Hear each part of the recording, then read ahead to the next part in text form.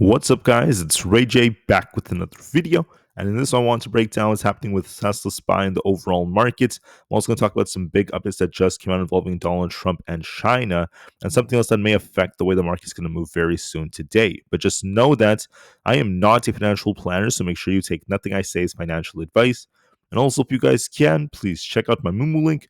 Deposits $100 and you're guaranteed 5 free stocks. Deposits $2,000 and you're guaranteed 30, and the offer ends at the end of March. Anyways, so as far as the market is going, I just want to mention that the market basically has tried to rebound at least a bit. We saw SPY pump to about 605 before it starts to slow down a little bit, and Tesla's trying to bounce right here, grabbing some liquidity around the mid 350s. I did expect it to push back up to the low 360s in my morning video. That's exactly what happened so far. And we have a tough resistance at 363-ish. So the reason for that is because when you look at Tesla, right, go all the way back to the months of November/December, you guys can see we had this tough resistance right here, which is what formed this like cup and handle, and that happens to be right over here at around this like just under 363 area.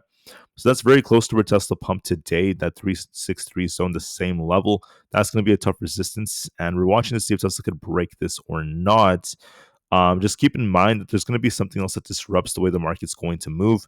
Although Tesla is trying to break that resistance, and if we do it, we're going to be in a very healthy place. But even if that's the case, we have to be very careful with some news coming out involving President Trump and different countries. So right now, there's a trade war that's going on between all these different countries. There's news that came out that China has been hitting the U.S. back with retaliatory tariffs on some American goods starting as soon as today.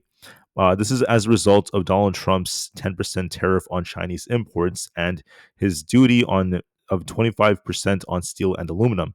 So that's some interesting news that's come out. So they're just trying to retaliate at least to some degree. They also are going to be investigating like Google as well. So just keep that in mind. So there's a lot of stuff going on. There were some talks about how Trump could be meeting up with their leader very soon, but then Donald Trump just said that he's in no rush to meet him yet. So we're still waiting for a lot of things to kind of like unfold, at least involving China. But with India, Donald Trump is also going to be meeting up with Modi. He is the prime minister of India in just a couple of days. I think on Wednesday and Thursday, Modi should be coming to the U.S. So this is going to be very important. Modi did mention that he's prepared to negotiate involving tariffs with Donald Trump. So that's going to be going on very soon. And then with other things that are going on, just keep in mind that we're going to be listening to see if Donald Trump makes announcements about Germany, Japan, South Korea, Taiwan, Vietnam, India, or many other European countries involving these tariffs. So something to note is that today at 1 p.m. Eastern Standard Time, I got this information from Unusual Whales, by the way, for those who are interested. What's going on is Donald Trump is going to be signing some executive orders today at 1 p.m. And we'll see if he makes an announcement, if he mentions anything about tariffs or not. Donald Trump said that he's going to be making some big announcements very soon this week involving tariffs on different countries. We're yet to see him do that. We're waiting to see. We'll see if he does it today at 1 p.m. or later on. So just keep that in mind. In just a couple of hours, we're going to have Trump doing this, and we'll see what he says. But besides that, there's nothing else that's coming out for the rest of the day that's too significant. Just a couple of bill auctions, and overall, we're holding up quite well. So for Tesla, I'm going to be looking to see if we could surpass 363 or not. And then our main support is going to be right over here, basically very close to like 359. Previous resistance becoming support is something to watch for. Overall, Tesla's going to hold up very well. And I didn't really see any significant news that came out that I haven't gone over already. So it's kind of quiet for Tesla for once. But just wait and see if, just in case, what I would say is basically I'm not really holding any massive positions in terms of like options, trading futures or anything like that. I'm not talking about my shares. I still have lots of shares for like Tesla and these other companies. I'm just referring to like, day trades and scalps, right? I'm not holding anything that's too significant right now because, I made my profits. So I'm kind of done for the day. And I'm holding just very tiny positions just in case there are the moves I'm anticipating. But my main argument is that I'm not really trading too much. I'm just keeping everything very light because Donald Trump will likely be signing some executive orders and speaking in just a couple of hours. And we'll see if he causes a pump or dump. The market could go either way with him speaking, so we will have to wait and see. I'm just here to give you guys a heads up about that, so get ready for volatility at 1 p.m. Eastern Standard Time. Now, as far as, and by the way, about some levels for Tesla, if we break 363, we could be attempting to get back up to about 365, then eventually the 368 area. And if we're bearish and if Tesla ends up losing support around this like 359 to 360 area, we could return back down to about 355 or below. As of right now, Tesla looks a bit more bullish, wants to push a little bit higher, but we'll see what happens at 1 p.m. just to be safe. Talking about SPY, we have resistance around 605.4. If we surpass that, I think we go up to about the 606.25 area, then 607 would be my next target. If we end up dumping, I want to see SPY lose 602.5 ish. If we end up losing that area, we could be dumping back down to about the 600s all over again, very close to the lows from Friday. So it could go either way. Right now, it is technically a little bit more bullish looking. It looks like it wants to go a little higher for like 605. If it surpasses that, then yes, we could open the doors for even higher levels. So if like 605.4 breaks, we're looking for that 607 target. We're overall in favor of bulls a little bit more, but just to be safe, be careful at 1 p.m. We'll see if Trump causes anything or not, if he says anything, because at any given moment he may announce new tariffs. We'll see just to be safe. On the QQQ, we're looking a bit more bullish, looking for resistance at 530.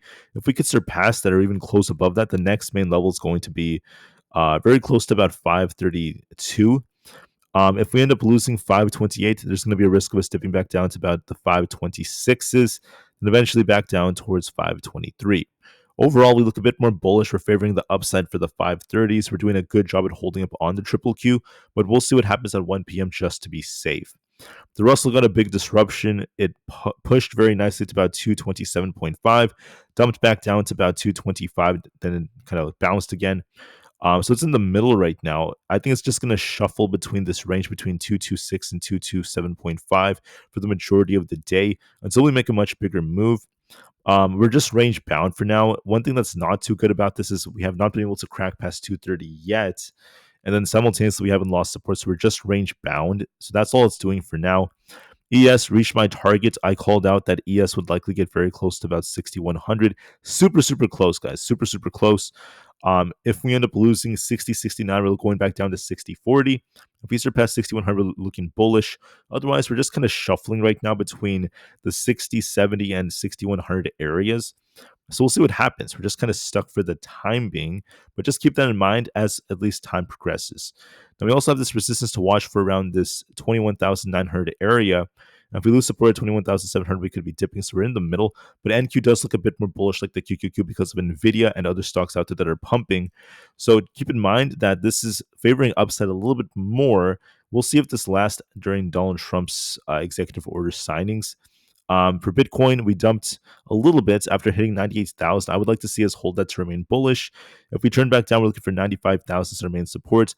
As of right now, we're range bound, going back and forth, back and forth, back and forth, back and forth. So this could dip a little bit more. We're kind of stuck right now, so just keep that in mind. For Nvidia, we look a bit more bullish. So we have 133 as our resistance. This is very close to our 200 EMA.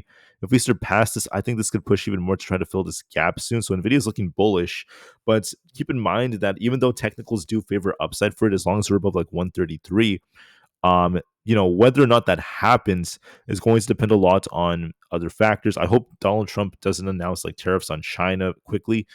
Sorry, not China, Taiwan and like other countries like Vietnam.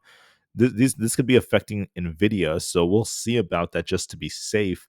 For now, it's bullish, but we'll see if Donald Trump says anything that affects this. For now, it favors the upside. So does Aapl.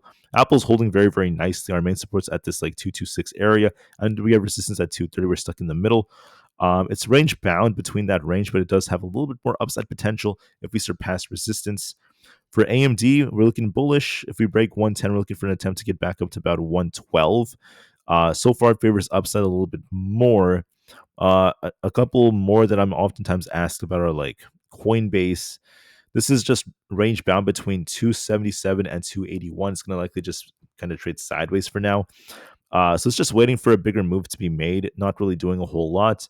Amazon's looking bullish, going to be looking for a test of 233. If we surpass that, we could be going for 236. So we'll see if we end up surpassing that or not.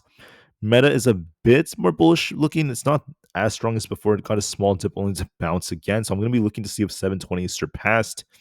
Microsoft looks more bullish. As long as you're above 414, we're looking for an attempt for essentially 416.5. And Google could slowly inch its way up to 191. It's a little bit weak right now because of some negative news, but overall, there is still some potential for us to try to push higher. So, with that being said, the majority of stocks are a bit more bullish.